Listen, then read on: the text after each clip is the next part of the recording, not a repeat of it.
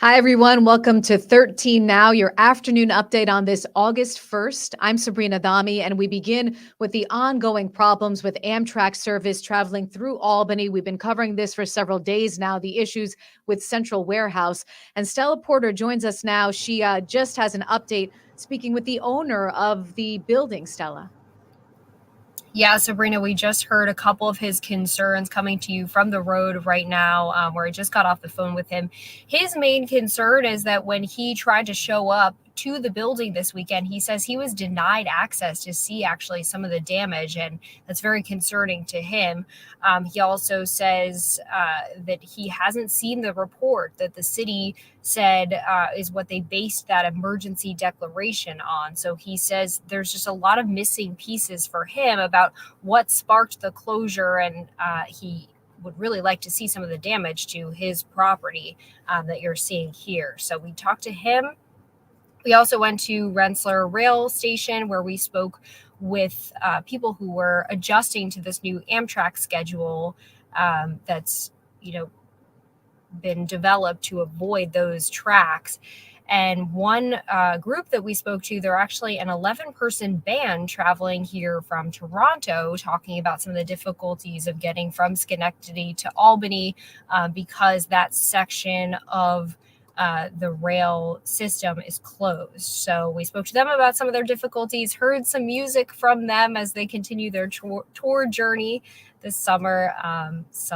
People adjusting to the changes there.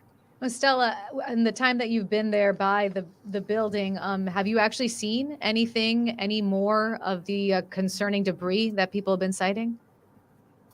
I have not personally. We've just been here for a few minutes. We were here once this morning, so I haven't been able to see anything myself. But there are engineers out here checking it out, some people walking around the building with hard hats. So they're definitely still out here surveying the damage.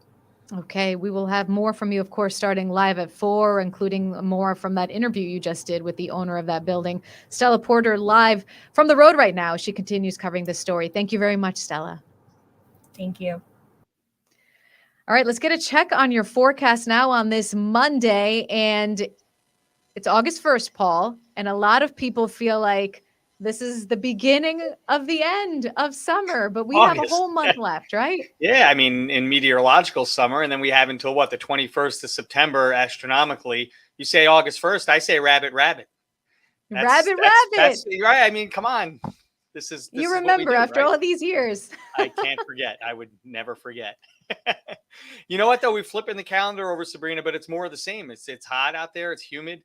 We're climbing through the 80s now. And again, we're going to be talking about another nice afternoon in the capital region. The CDPHP first warning cam here, you can see it over downtown Albany, just a few puffy fair weather cumulus clouds, the temperature in the mid 80s. It's looking pretty good out there across the region. 87 now at the airport. Temperatures climbing through the lower and mid 80s in surrounding communities, even the higher terrain now passing 80 degrees. Dry. First warning live Doppler radar. And this is going to be a story. We're going to talk about this tonight on the 4 or 5 o'clock news. Bob and I have been discussing just how dry it's been, and we've been unseasonably dry for the whole summer. And it's getting to the point now where we're going to have to start paying closer attention to how much rain we haven't gotten. The good news is there is some rain in the forecast. Not so much today. You can see that system off Cape Cod exiting to the east. We have another one coming in from the Great Lakes. You can see that here. That one's going to head in our direction for tonight and tomorrow. Probably only a few passing showers, maybe a thunderstorm, not a soaking rain the early part of this week. But you can see tomorrow's forecast back to the mid 80s with a couple of opportunities of a few passing showers and storms.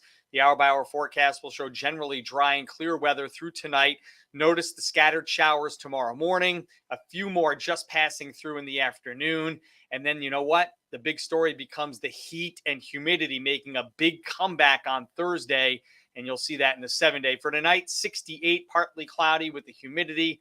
Up there, 86 tomorrow. Again, just a small chance at a few passing showers and a couple thunderstorms around. Look at the 7-day. Wednesday, 90. How about a 95 on Thursday with the heat index near or better than 100 in spots? Friday, a good chance of thunderstorms. And I know it looks ominous, but it does look like this pattern is going to kind of stall out over us. We may have multiple chances. It's not going to rain the whole time, but a couple thunderstorms Friday, a couple more maybe Saturday, maybe 1 or 2 Sunday. So the heat will be around, an overall muggy feel, kind of like you're in the tropics with a passing thunderstorm, probably every afternoon as we get through the weekend. So maybe some much needed rain, but again, that tropical feel will be making a comeback later in the week. And of course, you guys are going to be keeping a close eye on the chance for maybe an alert day later this week with the chance for those storms in the forecast.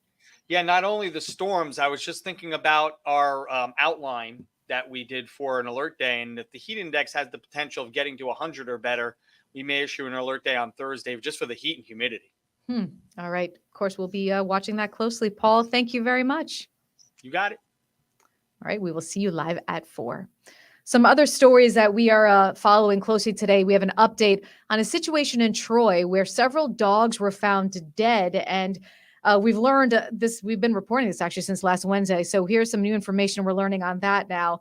The 4 dogs were found at first along the Uncle Sam bike path. Now a total of 7 dogs have been found at 4 separate locations around the city, all apparently belonging to the same litter. And police say the deaths appear to be caused by parvovirus. Anyone with a dog knows that you have to go through the vaccination process when you get them as puppies for parvovirus. So News Channel 13's Kumi Tucker right now is speaking with the Troy Animal Control Officer and finding out some more information on that.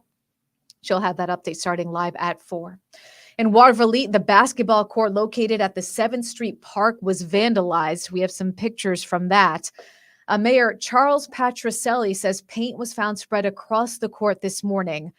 Crews are working to clean this mess up, but they would like to hear from you, police. So if you have any information on who may be responsible for this, give police a call. And we have an update on vandalism in Fort Plain that we covered last month. The historic fountain at Haslett Park was vandalized there, and a young person is now under arrest. The juvenile's name is not being released because of that person's age, but we do know that person is facing a misdemeanor charge. The top of the historic cast iron fountain came off last month. This fountain is more than a century old, so they're trying to figure out how to replace it now, how to do these repairs, who will do it, and how much that's going to cost. That is your 13 Now update on this Monday afternoon. I'm Sabrina Dami. We'll see you on air starting live at 4.